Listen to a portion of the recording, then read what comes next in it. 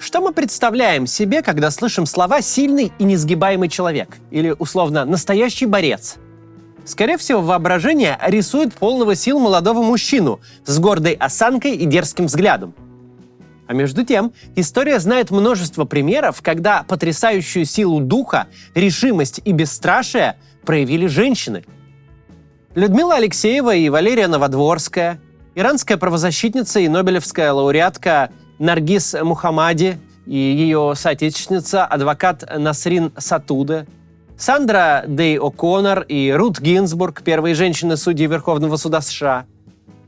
Кто-то из них обрел известность, их имена знают в разных уголках Земли, а кто-то по разным причинам остался в тени.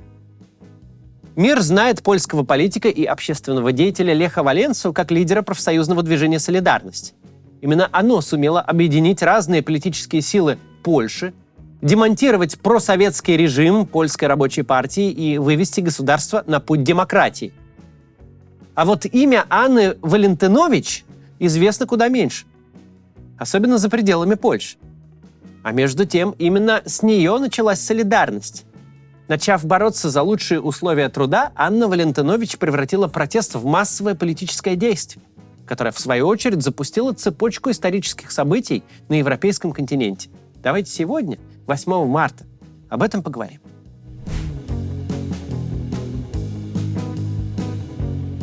Родилась Анна Валентинович в 1929 году на территории современной Украины, в городе Ровно, в семье христиан-баптистов. В 10-летнем возрасте она потеряла обоих родителей. Сироту приняли в семью случайные знакомые и в годы войны переехали вместе с ней в пригород Варшавы. Получить полное образование Анне не удалось, она окончила только 4 класса начальной школы и еще подростком начала работать. Ферма, пекарня, маргариновый завод – это довольно распространенная история для ребенка в послевоенной Европе. В 1945 году жизнь забросила Анну в Гданьск, где девушка начала работать в сельском хозяйстве. А в 1950 году она случайно наткнулась на плакат с заголовком «Молодежь строит корабли» и по-настоящему вдохновилась этим. Судостроительный завод имени Ленина приглашал на работу молодых людей. Тех, кто не имел нужной профессии, готовы были обучить прямо на производстве. Анна решила освоить профессию сварщика. Позже переучилась на крановщицу. Успешно прошла обучение и с энтузиазмом погрузилась в работу. И, что главное, в общественную жизнь. В первые же месяцы работы деятельная натура девушки получает простор для реализации. Анна Валентинович становится ударницей труда, регулярно перевыполняет план, ее портрет даже публикуют местные газеты. Параллельно Анна занимается и самой разной общественной работой. Казалось бы, для успешного профессионального и карьерного роста складывается буквально все. В соцстранах многие начинали свой путь к высоким должностям во власти с позиции активной заводской молодежи. Но не в случае Анны Валентинович. Первая развилка, на которой девушка свернула с правильной дороги не туда, случилась в 1951 году. Анну включили в состав делегации от Ассоциации польской молодежи на Всемирном фестивале молодежи и студентов, который проходил в Восточном Берлине. Разумеется, с делегатами перед этим важным мероприятием поработали спецслужбы. Молодым людям настоятельно рекомендовали говорить исключительно комплиментарные режиму вещи и помалкивать о некомплиментарных. Позже Анна вспоминала об участии в фестивале с досадой. Тогда я впервые столкнулась с ложью. Мне приходилось лгать другим от имени моей организации. После фестиваля Анна решила покинуть Ассоциацию молодежи. Однако ее деятельная натура все так же требовала выхода и нашла его. В следующие годы такой отдушиной стала работа в женской польской лиге. А главное, Анна никогда не проходила мимо несправедливости в коллективе. Совершенно неважно какой. И стала для начальства эдакой занозой. Девушкой, которой постоянно больше всех надо, которая никогда не смолчит и везде всегда вмешается. Навмешивалась Валентинович до такой степени, что с начала 60-х ею стали интересоваться органы госбезопасности. Сначала на уровне наведения справок и любопытства, дескать, что это такое за беспокойная особа тут. Затем дело быстро дошло до вызовов в кабинеты спецслужб и официальных предостережений.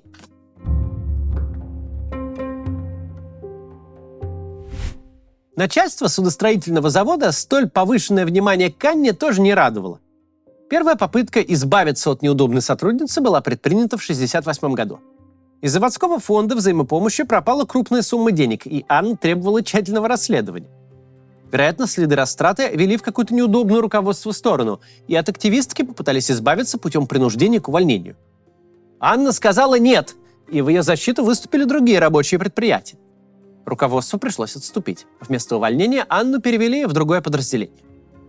Но Валентинович не унималась и становилась все более неудобной. В декабре 70-го года в Гданьске и других городах севера Польши начались забастовки рабочих из-за поднявшихся цен на продукты. Протест быстро распространялся. Милиция и армия начали бороться с бастующими. В толпу стреляли, даже давили танками. Настроения были такими, что на протест все собирались как на войну. Люди готовились к смерти. Просили в случае чего позаботиться о родственниках. Тогда погибли 45 человек. Более 1000 были ранены. Анна также принимала участие, готовила еду протестующим. Зимой 70-71 года даже Москва ужаснулась от того, что тогдашний глава Польши, Владислав Гомулка, решился давить танками пролетариат. Власть в стране сменилась, во главе Польской Народной Республики встал Эдвард Герик. Он попытался улучшить жизнь граждан за счет иностранных кредитов. Однако в условиях крайне неэффективной экономики эти кредиты оказались лишь кратковременным эффектом. Во второй половине 70-х годов дела в Польской Республике снова пошли неважно. Социалистическая экономика забуксовала, напряжение в обществе вновь росло. Летом 1976 года правительство опять подняло цены, и рабочий класс вышел на улицы. Демонстрации были разогнаны, в этот раз без танков и боевых патронов, но все равно с большой жестокостью. В результате вторая половина 70-х стала временем политического оживления в столичной интеллектуальной и студенческой среде. Как реакция на очередное подавление рабочих протестов возникла организация КОСКОР. Ее полное наименование звучит так: Комитет общественной самообороны, Комитет защиты рабочих. Это стало поворотным событием в польской общественной жизни. Появилась структура, объединяющая оппозиционную интеллигенцию, боровшуюся за политические свободы, и рабочий класс, который хотел отстоять свои права. Все прошлые годы интеллигенты и пролетарии протестовали по отдельности и терпели поражение. Теперь же был сделан ключевой шаг для преодоления этой проблемы. Кроме того, в крупнейших университетских центрах появились студенческие комитеты солидарности. Чуть позже возникли первые комитеты крестьянской самозащиты и свободные профсоюзы, объединяющие в том числе и рабочих Гданьской судоверфи. Конечно, в этой работе активно участвовала и Анна Валентинович. Она связалась с плохими парнями и вступила в нелегальное профсоюзное объединение «Свободные профсоюзы побережья». Ее квартира служила местом встреч профсоюзного актива, а сама Валентинович помогала и в распространении нелегальных листовок, и была членом редколлегии профсоюзного журнала «Рабочее побережье». В первом номере была опубликована декларация движения. Активисты обвиняли официальные профсоюзы организации в беспомощности и соглашательстве.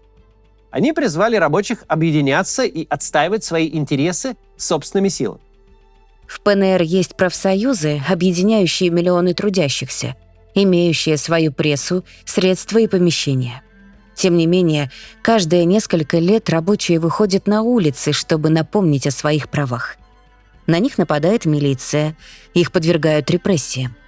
Даже большие группы рабочих в конфликтах с администрацией бессильны и изолированы. Положение обманутого в одиночку еще труднее. Начальство верфи, в свою очередь, продолжало мстить неудобной активистке. Гадить и мелко, и по-крупному. То пакостили на уровне тупых придирок и введения специальных правил внутреннего распорядка, вроде запрета покидать кабину крана во время перерыва на работе. То откровенно вредили, инициировали регулярные обыски с раздеванием на предмет хищений на производстве. Или подстраивали задержание полиции на 48 часов, способствовали штрафам, которые Анна неизменно оспаривала в суде и побеждала. Но кто ищет повод, тот обязательно найдет. За участие в незаконном профсоюзном движении Анну в итоге уволили. Причем сделали это максимально грубо и бесцеремонно. Охранник просто выгнал женщину с территории завода в день, когда она пришла за зарплатой. На тот момент до выхода на пенсию Анне Валентинович оставалось всего 5 месяцев. Случилось это 7 августа 80-го года и стало той самой соломинкой, сломавшей спину верблюду. Уже через неделю вся Гданьская судоверфь объявила оккупационную забастовку. 16 тысяч рабочих заняли предприятие, остановили работу, выставили патрули и выдвинули первые наскоро сформулированные требования к администрации.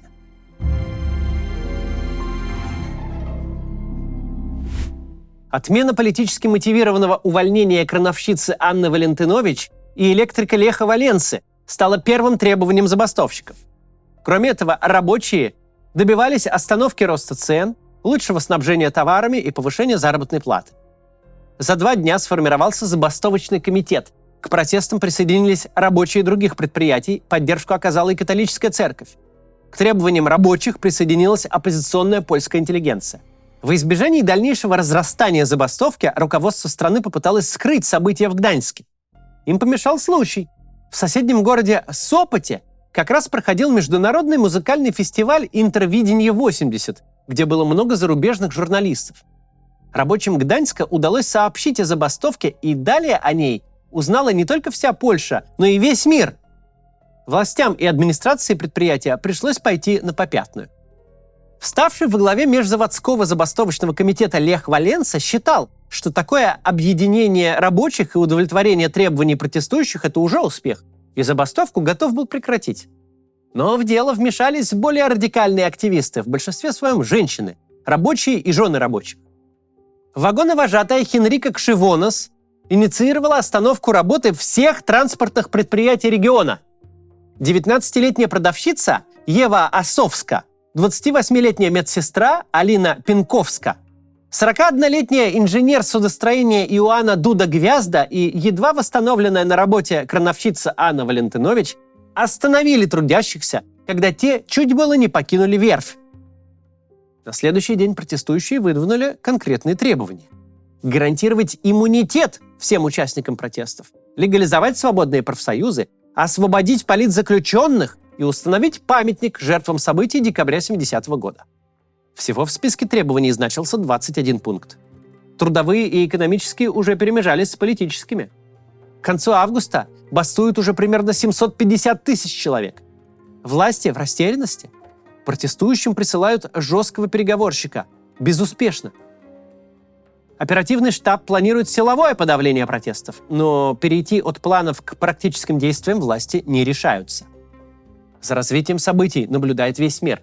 Поддержка протестующих в польском обществе огромна. Насилие по отношению к ним грозит политической катастрофой. В переговоры с бастующими вступает сам вице-премьер Польши Мечислав Ягельский. Он же в итоге произносит историческую фразу «Мы должны согласиться». 31 августа 80-го года правительство формализует уступки, подписывает Гданьские соглашения. Так в Польше появился первый легальный независимый самоуправляемый профсоюз «Солидарность», объединивший позднее почти 10 миллионов человек. Во главе профсоюзов стал Лех Валенса, сменивший куртку электрика-активиста на пиджак политика. С этого успеха большого протеста и начался тектонический сдвиг для режимов всей Восточной Европы. Почти 1,5 года в Польской Народной Республике было что-то вроде двоевластия. Солидарность из профсоюза рабочих быстро превратилась в политическую силу, сумевшую привлечь огромное число людей и даже создать параллельные органы власти в условиях почти что диктатуры. Вдохновившись этим опытом, польские фермеры создали свой профсоюз, а фактически политическую силу – сельскую солидарность. Правда, разгул свободы в Польше продолжался совсем недолго. 13 декабря 1981 года новый глава Польши, генерал Войцех Ярузельский, ввел в стране военное положение.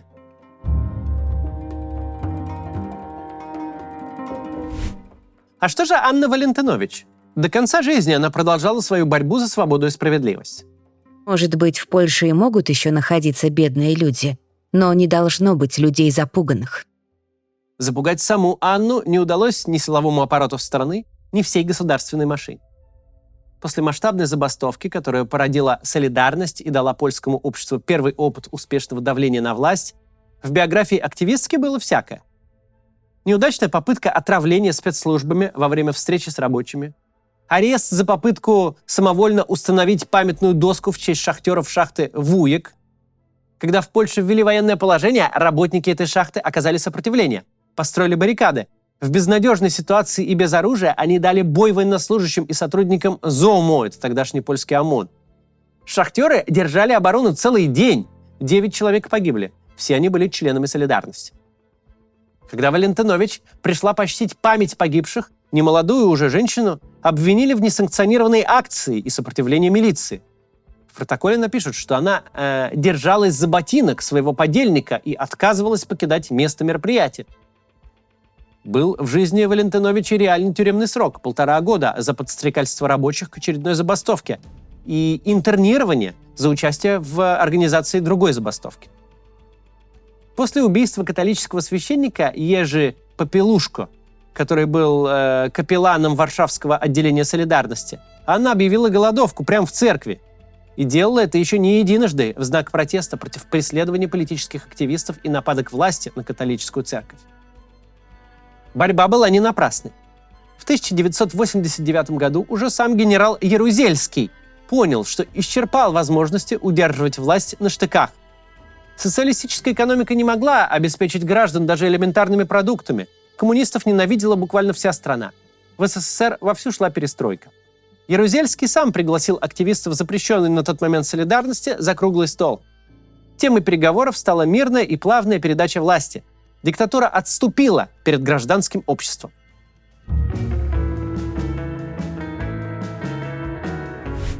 Так же бескомпромиссно, как польские власти, Валентинович критиковала и своих соратников по профсоюзному движению, в том числе и Леха Валенсу, если считала, что они неправы. Не присоединялась к политическим партиям, выросшим позднее из «Солидарности». Возвращала властям трудовые награды в знак протеста и отказывалась от почетных званий. Смерть Анны Валентинович, как и вся ее жизнь, связана с активизмом. В 2010 году, в возрасте 80 лет, она отправилась с делегацией польского правительства почтить память офицеров, расстрелянных под Катынью. Самолет потерпел крушение. Анна Валентинович погибла под Смоленском вместе со всеми пассажирами и членами экипажа. За этой хрупкой женщиной не стояли никакие силы, и в ее руках не было никаких ресурсов. Только несгибаемый характер, обостренное чувство справедливости и умение объединять людей. И этого оказалось достаточно, чтобы сдвинуть глыбы, которые ощущались вечными, пока однажды не рухнули. Очень важно, что я чувствовала себя настоящим человеком и была благодарна государству, которое так много и так прекрасно говорило о равенстве и справедливости. Стремление к равенству и справедливости в юности привело Анну к активизму в рядах Польского союза молодежи. Но, почувствовав фальшь официальной повестки, она без сожаления разорвала отношения с этой организацией. Прочная и бескомпромиссная система ценностей может вынудить человека размежеваться со своим государством, чтобы в итоге вынудить это самое государство измениться к лучшему. Когда мы уже записали этот ролик, вышел очень крутой клип «Монеточки» к 8 марта. Я решил поставить его полностью. Посмотрите, пожалуйста, с 8 марта и до завтра. Мама знает все страшилки до одной и умеет делать замок из картона. Она любит пластилин лепить со мной и меняет часто номер телефона. Шоколадку всегда делит пополам или даже все уступит, если нужно. Мама часто убегает по делам и ночами пропадает, потому что у мамы есть секрет. У мамы есть секрет. Научила в домино играть меня, починила колесо у самоката и на холоде стояла у Кремля с неприличными двусмысленным плакатом. Моей маме приезжать нельзя в Чечню и при бабушке шутить плохие шутки, но мою маму посадить нельзя в тюрьму, потому что я совсем еще малютка. У мамы есть секрет, у мамы есть секрет, у мамы есть. У мамы есть секрет. У мамы есть секрет. Сколько дел ее же можно приплести. Посчитал давно, соседы смотрят косо, потому что в запрещенной соцсети она постит нехорошие видосы. Из окна слежу, она придет вот-вот и захватит мне гематоген в аптеке. Моя мама ни слезинки не прольет, даже если ей залить перцовкой веки. У мамы есть секрет. У мамы есть секрет. Моя мама круче всех на свете, но иногда я не могу уснуть подолгу. Я боюсь, что может съесть ее дракон и рюкзак закинуть в пузо и бейсболку. Я тогда стану огромной прямо с дом и мечом раскрою брюхо, как застежку. Если поднесу ее в ладошки.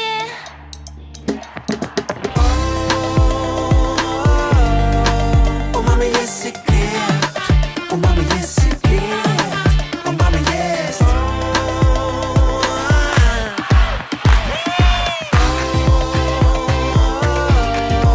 У мамы есть секрет. У мамы есть секрет. У мамы есть. У мамы есть секрет. У мамы есть секрет.